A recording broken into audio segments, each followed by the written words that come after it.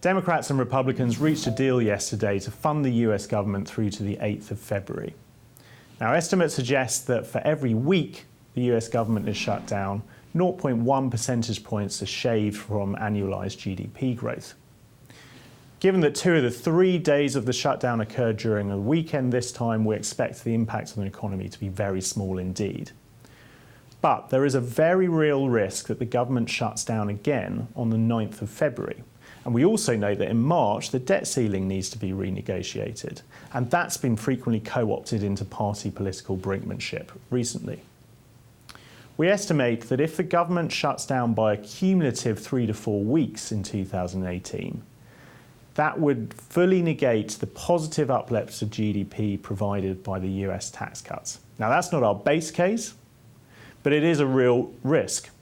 In order for Democrats to agree to fund the government more than on a stopgap basis, Republicans and Democrats need to reach agreement on immigration reform. Now, that's a highly contentious issue in a very polarised political climate.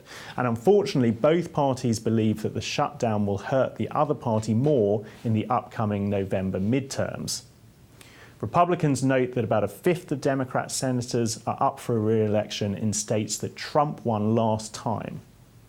On the other hand, the Trump shutdown meme seemed to be pullulating more on social media than the Schumer shutdown meme over the weekend.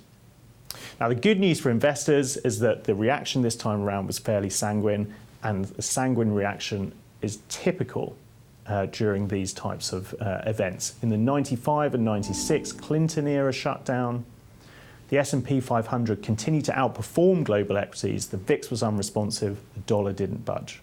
In October 2013, the next shutdown, again, there was a little bit more noise, but really you'd struggle to pick it out of the long-term trend. The dollar certainly didn't budge. In the 2013, 14 and 15 periods of fraught negotiations over the debt ceiling, again, there really wasn't too much noise at all. We do expect that another shutdown could further flatten the US yield curve. Now, it's steepened again recently, but we think the medium-term trend is for yield curve flattening. That has important implications for sector allocation and overall asset allocation, and that's what we'll be watching.